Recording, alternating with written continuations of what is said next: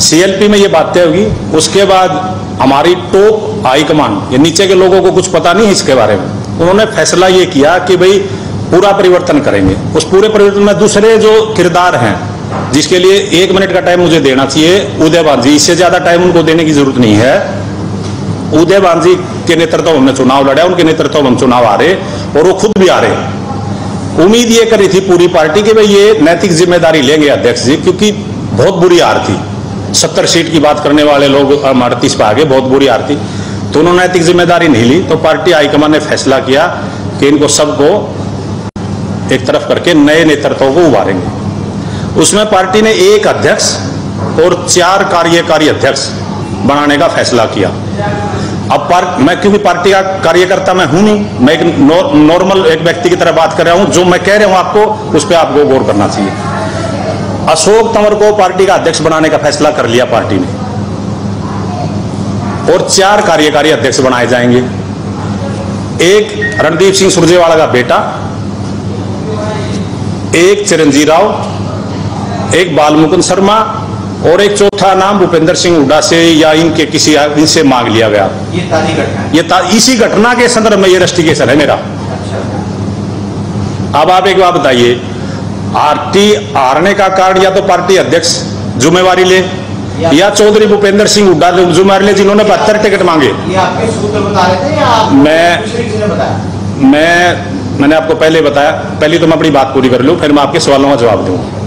मैं 30 साल से पार्टी का कार्यकर्ता हूं, भले ही कार्यकर्ता हूं, लेकिन मैंने जवानी दी है इस पार्टी को। तो जो चीज है, मैं पार्टी के, मेरे पार्टी में मैं हूं नहीं मेंबर, मैं एक आम आदमी के नाते अपनी बात रख रहा हूं। पार्टी की जो आमूलचूल परिवर्तन करने की प्रक्रिया, ये हम करेंगे। मेरा नाम मैं नहीं जानता, अशोक तंवर जी ने दिया, कुमारी शैलजा जी ने दिया, मेरा नाम एक ब्राह्मण चेहरे के रूप में दिया।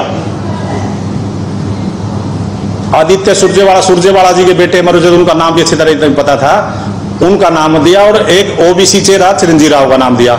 एक नाम इनकी तरफ से जाना चाहिए था। तो जब इनको ये पता लगा कि भाई सीएलपी भी आपसे चली गई, पार्टी अध्यक्ष भी आपसे चला गया, कार्यकारी अध्यक्ष भी अगर जाट नेतृत्व को देखे तो रणदीप सुरजेवाला का बेटा बन गया, ओबीसी में कैप्टन अजय का परिवार से आ गया ये बालमुकुंद शर्मा, तो वैसे हमारे काम का नहीं है। तो उन्होंने, क्योंकि जो सबसे उन्होंने सोचा, मैं खुद को सबसे मजबूत आदमी मानता हूं, उन्होंने कमजोर कड़ी सोचा कि वे बालमुकुंद शर्मा का इलाज करें ताकि रास्ते खराब हो जाए, ये सारी चीज खराब हो जाएगी। तो उन्होंने मेरे को उठा करके रस्टिकेट कर दिया। ये बावरिया पे डाल रहे हैं, बालमुकुंद पे डाल रहे हैं। बालमुकुंद तो एक आम कार्यकर्ता है। एक मैंने ये बयान दिया है कि अशोक अरोड़ा बनेंगे, मैं उस पर आज भी कायम हूं। भूपेंद्र सिंह हुड्डा जी ने ही नाम दिया, भूपेंद्र सिंह हुड्डा जी के वो आदमी उनके ग्रुप से आते हैं। मैं जब तो अपने आप को संदेहास्पद उसमें मानता है, मैंने संदेह गिरन दिया, मैं चंद्रमोहन का नाम देता। मैंने 20 साल उनके परिवार के साथ राजनीति की है, मैंने तो कोई चंद्रमोहन किसी का नाम नहीं लिया। जो पार्टी की लाइन थी उस पर उनका नाम आया था, मैंने नाम ले दिया। उस अनुशासन में भी अगर ये अनुशासन मानते, मुझे कारण बताओ, नोटिस दे, मैं उनका जवाब दूंगा। फिर हमारी अनुशासन समिति है, अनुशासन समिति फैसला करेगी, जो फैसला करेगी सबको माना जाएगा। जैसे मेरी बर्खास्तगी की है, मैंने तो इस 30 साल के कार्यकाल में बहुत कम ऐसी बर्खास्तगी, जो लोग पार्टी के खिलाफ चुनाव लड़ रहे थे उनके साथ भी प्रक्रिया पूरी की गई है। मेरे लिए प्रक्रिया इसीलिए नहीं किएगी क्योंकि भाई ये कभी 2-3 दिन में इसको घोषित कर दे, तो मैं, क्योंकि कानून कार्रवाई की जो धमकी देने वाले लोगों को बताना चाहता हूं, भगवान परशुराम का मैं वंशज हूं और भगवान परशुराम को आराध्य मानता हूं। ना हम डरते हैं ना किसी को डराते हैं। मैं भूपेंद्र सिंह हुड्डा जी से 3-4 सवाल पूछता हूं और इस चुनाव के हार के लिए भी मैं कुछ बात रखना चाहता हूं। आप चौधरी भूपेंद्र सिंह हुड्डा ये बताएं, उन्होंने अपने लोकसभा चुनाव में अपने बच्चे को सेव करने के लिए, अपने लड़के को सेव करने के लिए कांग्रेस की बलि दी।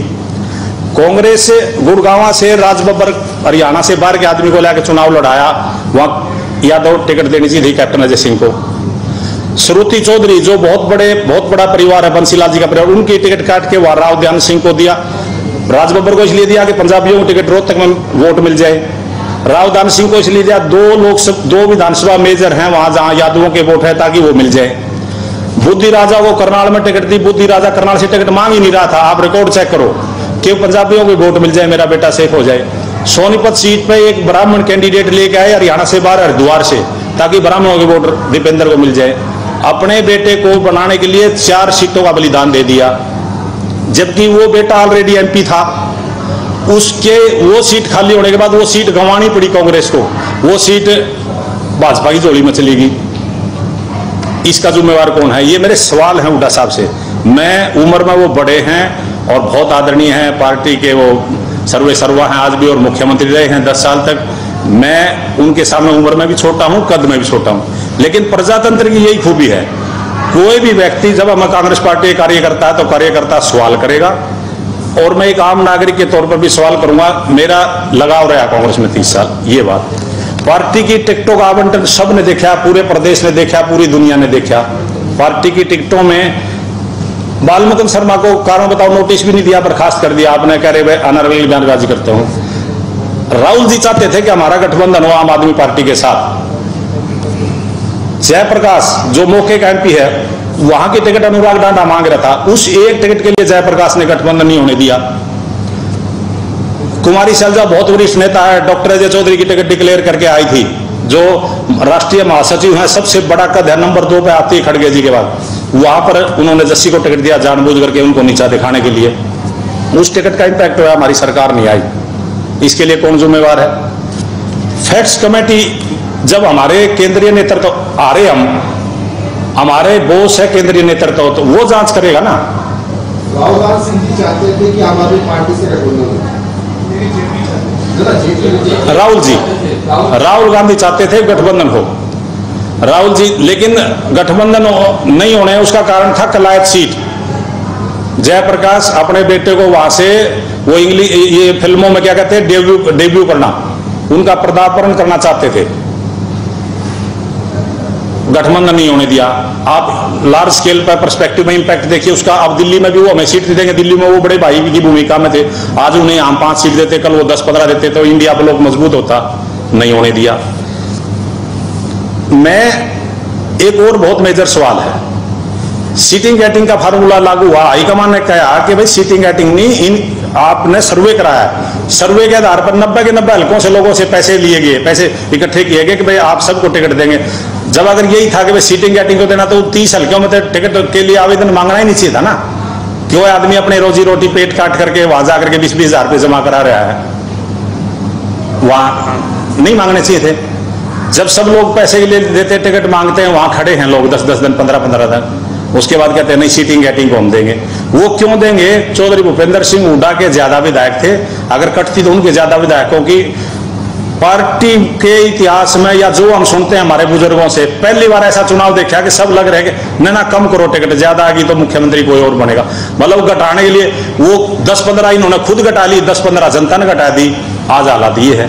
जो बावरिया जी के बारे में कहते हैं कि बावरिया जी ने संगठन नहीं बनाया, जो श्रीमान जी बावरिया जी के बारे में बयान दे रहे हैं, उनकी नियुक्ति किसकी कलम से हुई अगर फिर देखा जाए तो बावरिया जी ने, तो प्रभारी ने जब शैलजा जी को रातों रात बदल दिया आपने, उदयभान जी को बना दिया। उदयभान जी का क्या योगदान था?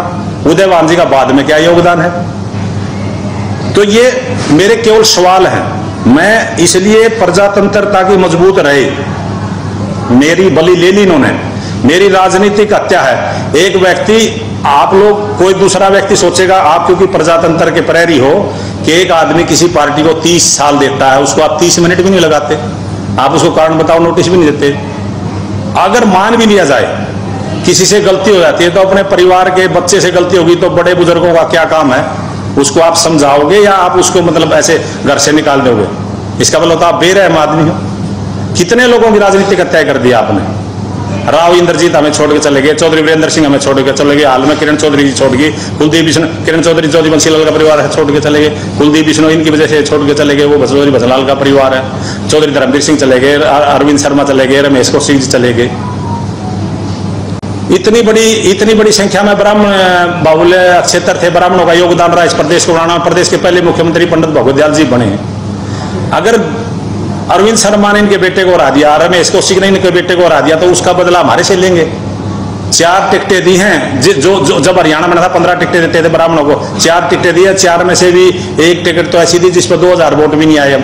2 हमारे सीटिंग थे। एक ही टिकट दी कुलदीप शर्मा की, उसकी दे भी उसको और हराया भी उसको। टिकट बांटने वाले जो आज करता धरता थे उदय भांजी, भूपेंद्र सिंह हुड्डा जी, क्या है मुझे बताएंगे? इस प्रदेश में 22 जिले हैं, 19 जिलों में एक भी ब्राह्मण को टिकट नहीं दी। 19 जिलों में एक भी ब्राह्मण को आप देखिए, एक सोनीपत में दी, एक जज्जर में, क्योंकि वो उनका पुराना रोहतक जला, एक ही जला, 2 फरीदाबाद में। अगर इसको आंकलन के आधार पर देखे 2 ही जिले में 4 टिकट दे दी, बाकी पूरा हरियाणा लावारिश ऊपर से लेकर के आप पंचकूला, अंबाला, यमुनानगर, कुरुक्षेत्र, कैथल, अंबाला, ये हिसार, सिरसा, पूरा हरियाणा, पूरा हिरवाल खाली है। किसी भी एक ब्राह्मण को टिकट नहीं दी। बशर्त ये है कि भाई इनको लगता है ब्राह्मण आपके आगे खड़े होंगे। अब प्रजातंत्र इतना समृद्ध हो चुका है भारत का, जैसे हमारा देश आगे बढ़ रहा है ऐसे प्रजातंत्र भी आगे बढ़ रहा है। लोग आकलन करते हैं, लोग देखते हैं, आप लोगों को खत्म कर रहे हैं।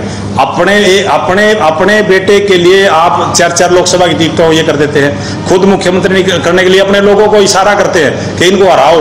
चौधरी वीरेंद्र सिंह 32 वोटों से आ रहे हैं। आपको पता है वहां 4 लोग खड़े थे, इनके 4 लोग अलग अलग इन्होंने खड़े कर रखे थे। अब पिछले 2-3 दिन से बहुत लोग धमकियां दे रहे हैं। मैंने कहा भाई आप जान से तो मार सकते हो, आप विचारों को नहीं मार सकते। विचार की अभिव्यक्ति के लिए ही हमने शहादत दी है, आजादी की लड़ाई लड़ी है कांग्रेस ने। उसी कांग्रेस पार्टी का मैं सदस्य रहा हूं, मुझे गर्व है। उसके बाद एक और महत्वपूर्ण बात है, जब इनको यह पता लगा कि भाई कार्यकारी अध्यक्ष बालमुकुंद शर्मा को बनाया जा रहा है, इनसे एक नाम मांग लिया गया। इनसे पार्टी कहीं न कहीं इनसे नाम ना मांगती, पार्टी घोषित करती। इनको स्वप्न में भी अंदेशा नहीं था कि अशोक तंवर अध्यक्ष बनेगा पार्टी का।